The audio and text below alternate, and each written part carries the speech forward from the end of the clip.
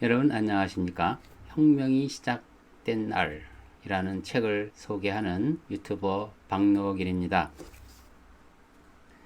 오늘은 제2장 십자가의 의미 찾기를 살펴보도록 하겠습니다. 각 장의 내용을 제가 읽고 저자가 말하고자 하는 바를 간략하게 요약해서 소개해 드리는 영상입니다. 기독교 신학에 관심을 갖고 계신 분은 들어보시기 바랍니다. 혁명이 시작된 날이라는 두터운 책인데요. 십자가의 의미를 다시 생각하라, 그런 부제가 달려 있습니다. 참 읽기가 어려운 책입니다. 왜냐하면 기독교 정통 신학에 매우 다른 이야기들을 하기 때문에 거부감을 느끼는 분도 있을 거고 그렇습니다. 그렇지만 끝까지 읽어보면 그리스도인에게 많은 의미를 던져주는 책이기 때문에 소개하고자 하는 것입니다. 이 장의 제목은 십자가의 의미 찾기입니다. 기독교 역사를 대략적으로 훑어봤습니다. 3세기에서 5세기까지 교부시대라고 하죠. 그게는 주로 성경에 기록된 계시 가운데서 삼위일체 하나님의 본질 그리고 그리스도가 육신으로 오심에 대한 진리를 수립한 기간이라고 할 수 있습니다. 많은 핍박도 겸하여 진행되었던 기간이었습니다. 바울에 의해서 기독교 진리가 교회에 전달된 이후 그 많은 진리를 성도들이 다 이해할 수는 없는 것입니다.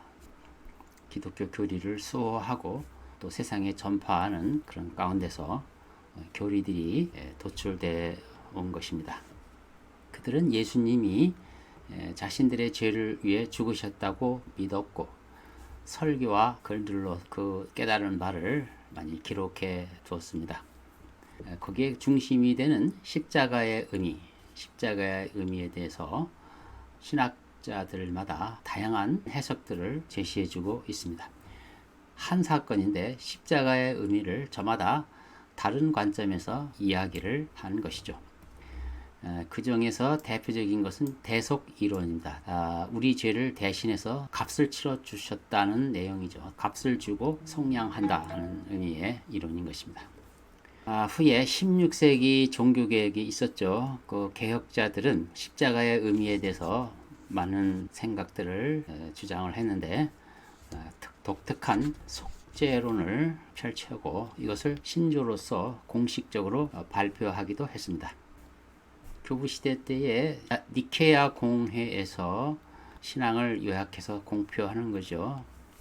신조를 발표했는데 여기에는 아주 깊이 있는 내용이기보다는 많은 그리스도인들이 공감할 수 있는 가장 기본적인 내용을 간략하게 서술적으로 표현한 것입니다. 그분은 우리 인간을 위하여 우리를 구원하시려 하늘에서 내려오사 인간의 몸을 입으셨고 또 우리를 위하여 본디오 빌라도 통치하에 십자가에 못 박히사 고난 받으시고 붙이셨습니다. 이런 내용이 니케아 신조의 주 내용입니다.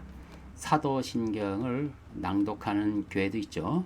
그 사도신경 내용이 당시의 주요 신앙 고백이라 생각하시면 됩니다.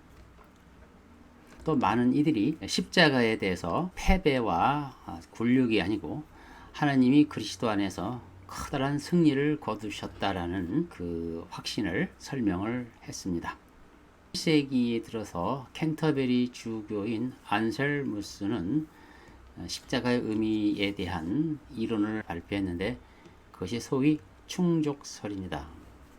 인간의 죄로 하나님의 명예가 훼손되었으니 그 명예를 하나님 입장에서 회복해야만 된다. 그래서 명예 회복을 위해서 그 아들이 나섰고 그래서 하나님의 명예가 예수의 십자가로 회복되었다라고 설명을 했습니다. 중세 시대에는 명예를 매우 중요한 행동 규범으로 여기고요. 그래서 하나님에게 대입해서 이러한 신학적 이론을 나타냈던 것 같습니다. 동시대의 프랑스 수도사 한 분인 아벨라르는 대조적으로 십자가를 통해서 실천적인 이론을 내놓았습니다. 이게 아벨라르의 도덕적 모범설입니다. 십자가는 하나님이 우리를 얼마나 사랑하시는지 보여주기 때문에 그에 대한 보답으로 우리가 하나님과 다른 사람들을 사랑해야 할 강력한 이유를 제공해 준다.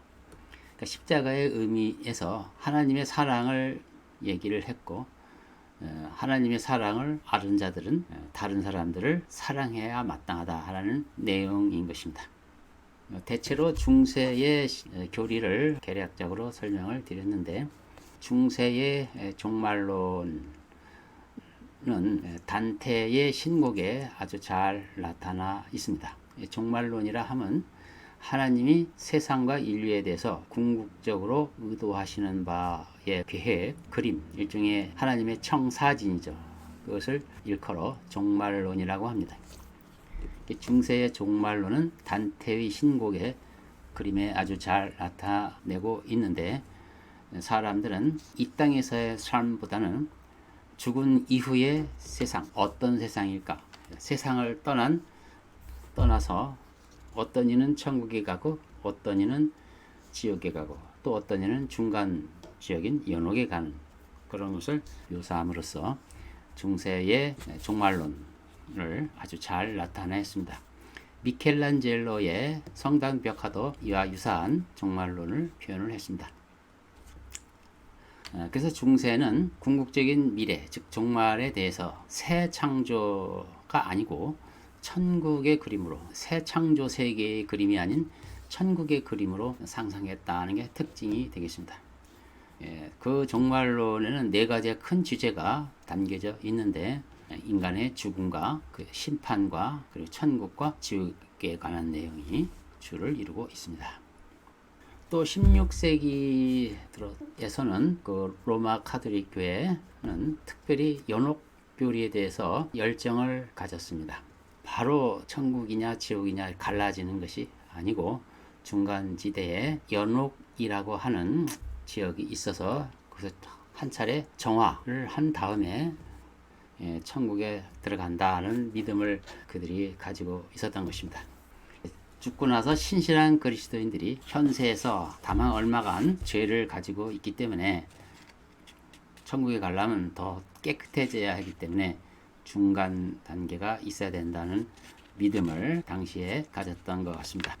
사람들은 죽은 친척이나 친구들이 연옥에서 나오거나 최소한 그것을 빨리 통과할 수 있도록 이 세상에 있는 동안에 뭔가를 해야 했습니다.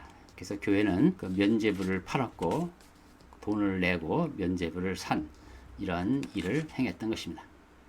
또한 왕족들도 많은 죄에 연루되어 있기 때문에 사후에 연옥에 있는 자신의 영혼이 빨리 벗어나기 위한 방법으로 돈과 권세가 있으니까 자신을 위해서 기도해줄 예배당을 지원했고, 그래서 막대한 돈을 남겨놓기도 했습니다. 그 결국은 이들의 신앙 행태가 현실보다는 사후를 더 걱정했다, 이렇게 말할 수가 있겠습니다. 이 연옥설에 대해서 종교개혁가들은 반대를 했습니다. 종교개혁가들은 연옥교리 자체를 완전히 거부를 했죠. 성경적이지 않기 때문에 그걸 반박을 했고, 자신들의 교리를 확고히 하기 위해서 성경을 파고들었습니다. 그래서 거기에 나온 결론은 그리스도인들은 사후에 즉시 천국에 간다고 주장을 한 것입니다. 연옥교리가 워낙 당시 시대에 큰 영향력을 갖기 때문에 종교개혁자들은 열심으로 반대를 했습니다. 성경적으로 반박을 해야 되기 때문에 연옥교리 반대를 위한 십자가의 의미를 더 깊이 생각하게 되었죠. 그래서 새로운 관점을 강조해야만 했습니다. 깨끗하게 되는 이것은 사후가 아니라 현세에서 몸의 행실을 죽이는 성령의 성화로 효력이 있다고 대응을 한 것입니다. 그러므로 신자가 사후에 형벌받는 것은 생각할 수도 없다, 왜냐하면 예수 그리스도가 모든 우리의 죄를 다 해결하셨기 때문이다. 이렇게 말합니다. 그래서 십자가의 의미를 자연스럽게 이 관점에서 설명할 수밖에 없는 거죠. 이것은 대속설과 같은 내용인데요. 이 대속설은 이미 중세 교회에서도 이미 있어 왔던 신학 교리였습니다. 그럼에도 불구하고 연옥 교리를 따르기 때문에 종교 개혁가들은 대속설을 다시 꺼내 들어서 이 부분에 대해서 좀 더 재해석을 한 거죠. 그래서 하나님의 진노를 강조했습니다. 하나님의 진노가 예수님에 의해서 풀어졌다는 그 내용을 강조해서 설명을 했습니다. 예수님의 죽음을 통해 하나님의 진노를 달랜다고 하는 중세 교리에는 그들은 더 별 이의를 제기하지를 않은 것입니다. 연옥을 약화하려는 의도의 일환으로 바로 예수님의 죽음에 대한 이런 관점을 주장하게 된 것이죠. 하나님의 진노를 또 안으심을 강조하면 강조할수록 죄인에게 이후의 형벌이 덜 요구되기 때문인 것입니다. 하나님의 진노를 온전히 또 안으셨다. 이제는 하나님의 진노, 남아있을 진노가 전혀 없다. 십자가 갈보리에서 다 해결하였다라고 말해야만 했습니다. 그럼 연옥이 설 자리를 잃게 되겠죠.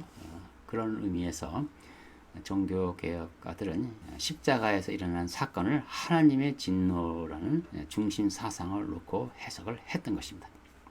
1517년 루터도 이렇게 주장합니다. 하나님의 진노에 대한 중세의 그림을 그대로 유지를 했고요. 하나님의 진노가 예수님의 죽음으로 풀어졌다고 주장을 했습니다. 그래서 연옥 교리로 인해서 그 종교 개혁자들에 의해서 새로 확립된 교리가 생겨나게 된 것이죠. 예수님의 죽음이 성취한 것을 설명하는 나름의 방식을 개발했던 것입니다. 교회의 교리적 남용을 피하려고 애썼습니다. 중세의 질문에 성경적 답변을 주려고 애썼던 것으로 보입니다. 종교 개혁가들은 복음이 신의 진노를 달래는 것이다 라는 근본 개념에서 벗어나지 못하였습니다. 복음이 신의 진노를 달래는 것이다 라는 근본 개념 토대에서 하나님의 진노를 더욱 강조했고, 강조한 만큼 십자가의 의미를 또 그렇게 강조하게 된 것이죠. 성경에서 계시하고 있는 십자가의 의미는 다만 우리를 대신해서 죄값을 치르셨다는 내용보다도 훨씬 크고 넓습니다. 근데 그러한 간략한 내용만 강조하다 보니까 예수님의 죽음에 더 큰 의미를 찾는데 소홀히 할 수밖에 없었습니다. 그러니까 중세 로마 교회의 나쁜 숙제에 대해서 열심히 좋은 답을 하려다가 또 실수를 하게 된 거죠. 그 주장이 대속설이 틀렸다는 뜻이 아니고요. 우리가 이해하고 있는 복음의 핵심, 구원이란 무엇인가? 큰 구원, 히브리서에서 얘기하는 이같이 큰 구원을 등한히 여기면 되지 않는다. 너희가 어떻게 감당하겠느냐라고 히브리서 2장에서 질문한 그 큰 구원의 의미, 큰 구원의 의미를 철저히 이해하는데 실패했다는 뜻입니다. 그렇다고 해서 종교개혁가가 그저 천국 가는 데만 관심 있는 것은 아니었습니다. 하나님 나라, 이 현세에서 펼쳐질 하나님의 나라에 대해서 관심을 가졌습니다. 유럽의 새로운 종류의 기독교 사회를 건설하려는 시도에 적지 않은 힘을 쏟았던 것입니다. 제네바나 영국이 그 대표적인 예가 되겠습니다. 그러나 중세 종말론에 대한 근본 틀에는 큰 변화가 없었습니다. 결국은 궁극의 목표는 천국에 가는 것이라는 이 대명제는 크게 바뀌지는 않았습니다. 덧없는 이 세상을 떠나서 천국에 간다는 이런 사상은 성경적인 세계관이라기보다는 이미 세상에 널리 알려진 사상들과도 대동소이했습니다. 그러니까 그걸 이원론이라고도 말하는데, 이 세상과 저 세상, 물질계와 영계 이렇게 나누는 법은 그리스 철학에서도 있었고, 아는 철학 사상에서 있었는데 플라톤주의라고 합니다. 궁극적인 천국에 대해서 우리는 불멸의 영과 혼이 있어서 육체는 그렇게 중요한 게 아니고 진짜 중요한 것은 영혼인데 영혼이 궁극적으로 가야 할 곳에 대해서 관심을 가진 그런 철학 사상이죠. 이게 플라톤의 철학입니다. 또 전기 작가인 프루타커스도 같은 사상을 가지고 있었습니다.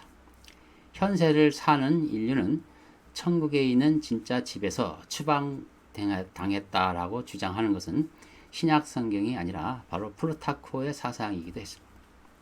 18세기 교회의 모습을 잠깐 요약을 해 보겠습니다. 18세기 교회는 계몽주의와 함께 연합해서 현세에서의 부활 소망을 품고 있었습니다. 현세에서의 부활 소망이라 하면 이 현실에서 부활의 소망을 나타내 보자 하는 거예요. 이 현실의 부활의 능력을 나타내 보자라는 사상인데 그러나 내용적으로 들어가 보면 그것은 진화론과 같은 낙관주의적 관점에서 반영한 것일 뿐 결국은 하나님이 원하는 진정한 부활의 능력이 아니고 인간들의 힘을 동원해서 우리끼리 천국을 만들어 보자 라는 사상과 다른 바 없는 그런 쪽으로 빠졌습니다. 문화적 낙관주의. 그러나 그런 낙관주의적 세계관은 현실에 많은 재앙에 부딪히기에 이르렀고 무수히 많은 전쟁과 질병으로 인해서 비관주의로 바뀌게 되었습니다. 19세기에 이르자 사람들의 생각은 다시 바뀌었고 천국의 집으로 돌아간다는 개념이 더 중요하게 되었습니다. 계몽주의는 하나님은 인간과 질적으로 다르기 때문에 인간들이 하는 일에 별 관심이 없고 멀리 떨어져 있기 때문에 우리끼리 잘 하자는 그런 사조, 이것을 계몽주의라고 합니다. 그래서 땅과 하늘 사이에 넘을 수 없는 큰 간극이 있기 때문에 너무 하나님 찾지 말고 우리끼리 잘하면 된다라고 하는 것이 계몽주의의 기본 사상이죠. 그리스도인은 또 하나님과 함께 해야 되는 건데 그의 반동으로 이 땅에서 하나님의 뜻을 이루어야 된다는 내용으로 가는 것이 아니고 그의 아주 반대로 세상을 떠나 천국에 가는 것을 궁극적인 목표로 삼고 또한 이 땅에서는 물질과 상관없는 아주 초연한 영성 개발에 더 관심을 가졌습니다. 19세기, 20세기에 들어서 북미, 유럽 양대륙에 나타나는 현상들은 중세의 천국과 지옥 종말론이 다시 득세하는 그런 현상으로 나타나 보였습니다. 이러한 사조는 그 기독교의 구원론과 선교론에 근본적인 영향을 끼쳤습니다. 중세 대속설이 서구식 경건에서 새로운 거처를 마련한 셈인 것입니다. 하늘에서와 같이 땅에서도 이루어질 하나님 나라가 성경의 궁극적인 종말론인데 이 나라가 천상에서의 내 구원과 내 구주에만 집중한 이런 결과를 초래하게 된 것이죠. 그렇다면 우리는 한 가지 질문을 해봐야 합니다. 십자가 성취에 대한 19세기의 관점이 과연 그거라면 이것이 초대교회 성도들의 관점과 어떤 연관성을 가지고 있는가? 정말 그들도 그런 관점을 가지고 살았는가? 그들은 온 세상을 변화시키는 복음은 십자가는 온 세상을 변화시키는 하나님의 능력이라고 믿고 그렇게 살아왔는데 19세기의 기독교인 교회는 그런 관점이 아니란 말이죠. 그럼 이게 어떠한 관계가 있는 것인가를 질문을 해야 된다는 거죠. 자, 21세기에 들어서 복음의 커다란 위기에 봉착을 했습니다. 2000년이 흐르면서 우리가 믿고 있는 복음이 가장 성경적인 것처럼 생각을 하는데 전체 내용을 조명을 해보면 복음이 상당히 심각하게 왜곡됐음을 알게 됩니다. 주로 대부분의 그리스도인들이 알고 있는 복음의 내용은 이런 얘기입니다. 찬송과 가서의 내용 중에 하나를 요약을 하면 십자가에서 예수님이 죽으셨는데 그로 인해서 하나님이 진노가 누그러지셨다라는 내용이 찬송가 가사 내용입니다. 결국 모든 사람이 죄를 지었고 하나님이 진노해서 영원한 지옥에 멸망시키기를 원하신 것입니다. 여기에 예수님이 개입을 하셔서 대신 형벌 받으심으로 깨끗해진 우리는 천국으로 향한다. 이게 우리가 이해하는 기독교의 핵심입니다. 자, 이렇게 이해한 것이 과연 성경적으로 올바른 이해인가를 되짚어 보자는 것이 이 책의 목적이었죠. 뭔가 빗나간 화살 같다 느낌이 않습니까? 여러분은 교회 생활에 현재 만족하고 있습니까? 혹 커다란 좌절을 느끼셨다면 그 근본 원인이 뭐라고 진단하셨습니까? 혹시 복음을 잘못 이해한 것은 아닌가요? 이런 생각도 해볼 필요가 있는 때라고 생각합니다. 속죄에 대한 이론 많습니다. 또 종말론에 대한 이론도 많습니다. 서로 자신이 주장하는 바를 성경적이라고 말을 합니다. 그것이 어쨌든 간에 속죄와 종말론은 내용상, 의미상 서로 연관성이 있어야 됩니다. 서로 동떨어진 내용이 돼서는 안 되는 것입니다. 속죄는 무슨 뜻입니까? 성경이 말하는 속죄, 인간을 용서하시고 다시 죄를 속량하였다에 담겨져 있는 의미가 뭐냐는 거죠. 인류가 자신의 역경에서 구원을 받아 하나님의 사랑과 창조의 목적 가운데 의도된 자리로 회복되는 과정을 속죄라고 보는 것입니다. 이것이 성경적인 의미인데 다시 말하겠습니다. 인류가 자신의 역경에서 구원을 받아 하나님의 사랑과 창조의 목적 가운데 의도된 자리로 회복되는 과정. 이것이 속죄입니다. 그냥 단지 어떤 법이 어긴 것을 법적으로 사면했다. 이런 내용보다 큰 내용입니다. 종말론은 뭘까요? 종말론은 하나님이 세상과 인류에 궁극적으로 의도하신 바에 대한 것이다. 하나님이 세상을 창조하셨고 인류를 창조하셨는데 그러면 궁극적으로 창조하신 목적이 무엇인가? 이런 부분을 다루는 것이 종말론입니다. 그래서 이 속죄와 종말론은 내용이 문맥이 같아야 된다는 거죠. 속죄 따로 종말론 따로 이렇게 분리돼서는 안 되는 거죠. 성경에는 보다 큰 구원을 말하고 있습니다. 예수 믿으면 천국 간다가 큰 구원이 아닙니다. 그것은 보너스로 주어지는 것이죠. 그것은 절대로 큰 구원을 말하지 않습니다. 예수님은 지옥에 갈 인간을 구원해 주는 것이 창조의 목적이며 자신의 영원한 계획이라고 말하지 않습니다. 하나님의 계획은 자신의 창조하는 바 은혜와 영광을 찬송케 하는 의미가 있어요. 그 의미를 담아내는 것이 큰 구원인 것입니다. 하나님의 계획 안에 우리가 들어가야 되는 것입니다. 그래서 종교개혁가들이 로마서나 갈라디아서가 아니라 에베소서에 집중했다면 유럽 역사가 달라졌을 것이다 라고 톰 라이트는 자신의 개인 소견을 말합니다. 이게 무슨 뜻이냐면 에베소에는 큰 구원이 기록되어 있다. 즉 그리스도 안에서 하늘과 땅에 있는 모든 것을 다 모으는 것이 하나님의 목적이다 라고 말하는 것입니다. 제가 성경을 잠깐 보겠습니다. 에베소서 1장 10절 이는 때가 찬 경륜 안에서 하늘에 있는 것들이나 땅에 있는 것들이나 자신 안에 있는 것들까지도 만물을 그리스도 안에서 하나로 함께 모으려는 것이니라. 웅장한 구원 이야기가 나오죠. 웅장한 구원, 메시아 안에서 하늘과 땅엔 모든 것을 하나로 함께 모으려는 것이다. 이것이 큰 구원의 의미입니다. 로마서 8장도 읽어보면 그런 내용을 가지고 있습니다.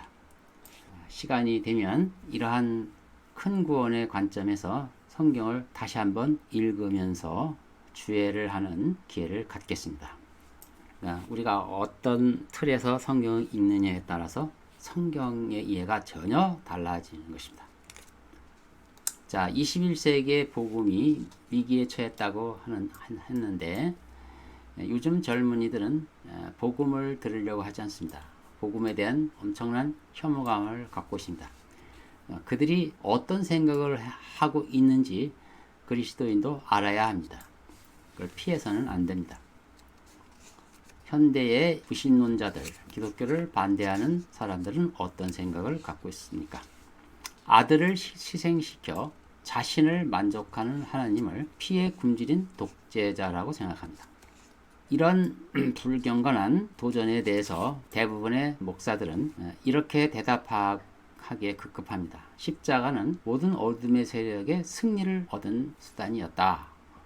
십자가는 어둠 세력을 물리치려고 하는 꼭 필요한 과정이었다.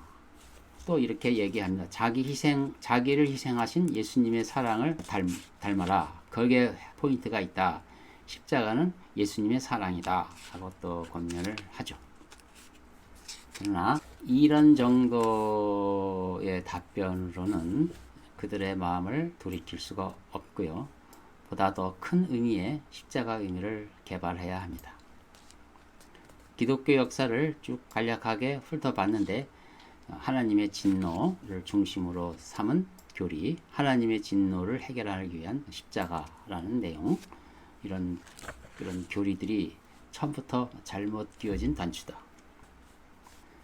근데 사실상 신약 성경을 보면요, 천국이냐 지옥이냐는 문제는 그렇게 큰 관심사가 아니라는 사실을 알 수 있습니다. 믿지 않으면 하나님의 형벌을 받고 지옥에 간다는 말이 없다는 뜻이 아닙니다. 그러나 그것을 궁극적으로 말하려고 하는 것이 아니고요. 신약 성경의 주요 중심사는 예수가 십자가에 죽으실 때 중요한 일이 그 당시에 일어났고 그 결과 세상이 완전히 달라졌다라는 것을 강조하려고 했습니다. 세상이 달라졌다. 이것이 기쁜 소식이다. 우리가 예수만 믿으면 무조건 천국 간다. 이게 기쁜 소식이다. 이렇게 말한 적은 없어요. 기쁜 소식이라는 것은 무슨 뜻이냐면 예수님이 죽으시고 부활하심으로 사망 권세는 깨졌고 세상 신은 쫓겨났고 그 결과 세상은 달라졌다. 새로운 주인이 등장하였다. 천국이 가까웠다. 이렇게 말했다는 거죠. 그리고 그것을 믿고 제자들이 따랐습니다. 오늘날 우리가 이해하는 것과 사뭇 다른 내용입니다. 이 부분에 대해서는 본 책 3부에서 아주 상세하게 다뤄질 것입니다. 뭔가 빗나갔는가? 빗나간 것이 무엇인가를 아는 것이 일단 여기서는 중요한 거죠. 이 신약 성경은 십자가 이야기를 중심으로 이루어진 계시입니다. 그럼 신약 성경의 내용이 뭐겠습니까? 하늘에서와 같이 땅에서도 임하시는 하나님 나라에 관심을 기울이고 있다는 것이 신약 성경의 핵심이다. 그래서 예수님도 이것을 위해서 기도하라고 가르쳤습니다. 그러니까 이 땅에 임하시는 하나님 나라가 주제입니다. 여기서 빗나가면 안 되는 것입니다. 현대인은 폭력에 대해서 매우 민감하게 반응합니다. 누구보다도 큰 반감을 가지고 있습니다. 어느 시대보다도 현대인에게 익숙한 것은 폭력입니다. 대량 살상무기가 발명이 됐고 또 전체주의가 휩쓸고 지나가고 지금도 여전히 전체주의가 기승을 부립니다. 9.11 테러도 겪고 팬데믹도 겪고 아이슈비츠, 히로시마 이런 무시무시한 학살극을 우리는 실시간으로 미디어를 통해서 듣게 됩니다. 옛날 사람들하고 전혀 달리 그래서 리얼하게 보고 듣습니다. 그래서 현대인들은 폭력에 매우 민감합니다. 이런 폭력과 이 죽음을 목격한 현대인들은 이런 폭력을 혐오스럽게 여기고 있습니다. 그런데 이 세대 사람들이 기독교 일부에 동일한 폭력 문화가 있다는 우려할 만한 표지를 감지했습니다. 처음에는 성경을 도덕적 모범으로 여기다가 극악무도한 행동을 보이는 다양한 인물들의 경악을 금치 못합니다. 입다와 그의 딸의 경우가 그렇고 강간당하고 살해당한 첩이 그렇고 부인 역할을 하다가 아이와 함께 쫓겨난 여종 이야기가 그렇고 성경에는 이런 폭력에 대한 내용이 많이 다뤄지고 있습니다. 그래서 그들은 이렇게 질문을 합니다. 성경은 폭력을 정당화하는가? 이에 대해서 교회는 적절한 답을 해주지를 못한 것이 사실입니다. 예수님의 죽음은 하나님이 폭력을 자신의 목적을 성취하기 위한 도구로 사용하신 최고의 예인가? 최고의 예이신가? 이 무슨 뜻이냐면 하나님이 진노를 누그러뜨리기 위해서 그 아들을 십자가에 죽게 했다는 거죠. 그래서 하나님이 아들에게 폭력을 가했다라고 말하는 거죠. 이것이 현대인들의 기독교에 대한 생각입니다. 적나라하게 말한 것입니다. 실제로 이렇게 말한 사람이 있습니다. 1970년 폭력을 사용해서 남아공 인종차별 정책에 반대하려는 어떤 사람이 한 말입니다. 하나님도 폭력을 목적에 따라 쓰셨으니 우리도 폭력을 정당화할 수 있다. 이런 폭력을 정당화하기 위해서 이렇게 말을 한 것입니다. 그러면 이 결과는 결국 어디서 비롯된 거예요?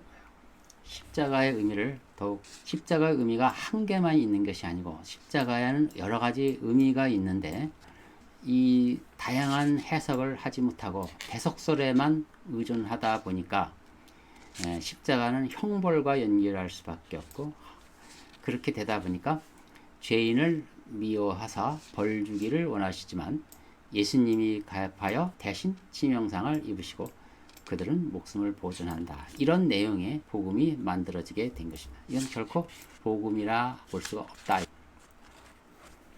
물론 그것은 하나님 사랑 때문이다 라고 교회에서 한결같이 대답을 해왔습니다. 누군가가 반드시 죽어야만 했습니다 라고 말하는 것입니다. 누군가가 죽어야만 했습니다. 여기에는 하나님의 진노, 누그러뜨리기 위한 방편이 숨겨져 있습니다. 반드시 누군가는 죽어야 된다. 하나님은 죽음을 요구한다는 거죠. 그래서 이러한 내용이 복음의 핵심 내용이기에 사람들은 이렇게 반감을 합니다. 왜 누군가 죽어야만 하는가? 왜 용서하는데 죽음이 필요한가? 이런 질문을 끊임없이 하는 것입니다. 결국은 뒤집어 말하면 하나님이 세상을 죄 때문에 미워하셔서 독생자를 주셨으니라고 읽혀지는 것입니다. 이렇게 됐을 때 이것은 결코 좋은 소식과는 거리가 분명히 우리가 좋은 소식을 잘못 강조점을 엉뚱한 데 둠으로 인해서 잘못하고 있는 것은 아닌가 이런 반성도 해볼 필요가 있다 하는 것입니다. 기독교가 그동안 하나님을 관대한 창조자요 사랑 많으신 아버지로 기술한 것이 아니고 성난 폭군으로 그려왔다 이렇게 말하는 것입니다. 이런 사고는 성경에 나타나는 하나님이 아니고 사실은 이교도 신들이 그런 모습이었습니다. 그러니까 마찬가지다 하는 거죠. 이 성난 폭군 이미지를 그대로 둔 채 하나님은 사랑 때문에 그렇게 하셨다라고 계속 말한다면 자신을 학대하면서 난 너를 사랑한다 라고 말하는 학대 부모처럼 보여질 것이다. 이것이 오늘날 복음에 겪는 위기입니다. 그럼 왜 이러한 반발을 샀고 왜 이거에 대해서는 반발하는 것에 대해서 제대로 답변을 못한 이유가 무엇인가? 이것은 18세기 교회 종교개혁 이후 개신교가 이신론, 두얼리즘, 물질계와 영계, 육체와 영혼 이렇게 구분하는 방법이죠. 플라톤주의라고도 하는 이신론을 채택했고 에피쿠로스주의, 즉 계몽주의, 하나님은 인간사와 무관하다. 하나님은 멀리 떨어져 있다. 신은 인간 세상과 관심이 없다. 그러니까 우리끼리 해야 된다라고 생각하는 거죠. 계몽주의. 이것을 수용함으로써 개인의 죄와 세상 악의 문제가 철저히 분리되었습니다. 개인의 죄는 따로 있고 세상 죄는 따로 있고 그래서 오로지 개인의 죄와 개인의 구원에만 관심을 갖고 있는 거죠. 그래서 이러한 속죄 신학, 좁은 의미의 속죄 이론은 개인의 죄를 강조하게 됩니다. 그러면 하나님의 나라 건설은 뒷전으로 밀리게 되어 있습니다. 그래서 세상 죄를 제거하신 하나님의 어린 양, 근데 세상 악은 십자가와 관계가 없는 꼴이 되어버렸어요. 개인 죄에만 관계가 있게 되어버렸습니다. 자, 이러한 무겁고 어려운 질문으로 2장을 기록하고 있는데 이 저자는 2장을 마무리하면서 이러한 질문을 남겼습니다. 우리가 구원받은 영혼이 천국에 간다는 궁극적인 관점 대신에 하늘이나 땅에 있는 모든 것이 메시아 안에서 통일되게 하려는 그분의 계획이 나타난 에베소서 1장 10절의 정말론에서 시작한다면 어떨까 하는 거죠. 우리가 에베소서 1장 10절에 나타나는 그 종말론에서 복음을 이해하고 다시 재정립한다면 어떤 일이 일어날까? 이렇게 질문을 하는 것입니다. 육신이 빠져버린 천국 대신 예수님 안에서 그분을 통해 피조된 두 영역, 하늘나라와 땅이죠. 뜻이 하늘에서 이룬 것처럼 땅에서 이루어지다 할 때 그 하늘과 땅, 하늘과 땅이 만나는 이러한 내용이죠. 하늘과 땅이 만나는 그런 결합하고 새로워지는 새 하늘과 새 땅이라는 성경 비전에 초점을 맞추면 어떻게 될까? 간신히 천국 가는 것 대신에 우리가 왕 같은 제사장이 되는 성경의 소명을 받아들인다면 어떻게 될까? 그렇죠. 분명히 하나님은 그리스도인에게 왕 같은 제사장이라고 했는데 그것이 결국 천국에 가겠는가 못 가겠는가에 매달릴 수밖에 없는 그런 성경 이해, 부족한 성경 이해 가지고 어떻게 왕 같은 제사장이 될 수가 있겠습니까? 왕 같은 제사장이라는 것은 누군가를 중보하는 건데 새 하늘과 새 땅, 분명히 인간에게 부여진 소명이 있는 것인데 이것은 뒷전이 되어버렸다 하는 거죠. 신약 성경에 나온 것처럼 뚜렷한 예수님의 죽음이라는 영단번의 사건이 지니고 있는 이 십자가의 지속적인 영향력. 십자가의 죽음은 그날로 끝나는 것이 아니라 계속해서 우리에게 영향력을 준다. 그래서 십자가가 우리 하나님의 능력이라고 그랬어요. 많은 사람들이 혹자는 미련한 것이고 혹자는 거리끼는 것이지만 이를 믿는 그리스도인은 십자가 자체가 지속적인 영향력이라는 거죠. 하나님의 능력이라는 것입니다. 이런 것을 생각해 본다면 예수님의 죽음이 단번에 한 번 일어나는 어떤 사건으로 끝내는 것이 아니고 지속적인 영향력으로 이해를 한다면 우리의 신앙이 어떻게 될까? 그것은 우리의 구원관을 어떻게 바꿔놓을까? 이렇게 질문을 하고 2장을 마치고 있습니다. 그래서 속죄의 효력이 십자가에서 우리 죄를 속량한 내용으로 마감할 게 아니고 이것이 계속해서 예수 그리스도가 부활 승천하셔 우리를 위해서 지금도 계속 중보를 하고 계십니다. 예수님이 계속 일을 하고 계십니다. 이게 그래서 십자가의 효력을 현재와 미래까지 확장하고 그래서 십자가가 우리에게 능력이 되게 하고 또 십자가는 과거 에덴 동산까지 내려가서 에덴 동산에서 아담이 미처 하지 못한 소명을 다시 회복하는 의미로 재해석한다면 우리가 성경을 이해하는 성경폭이 훨씬 달라지지 않겠는가 이렇게 말하고 있습니다. 여기까지 마쳤습니다. 끝까지 경청해 주셔서 감사합니다. 다음 시간 다시 뵙겠습니다. 안녕히 계십시오.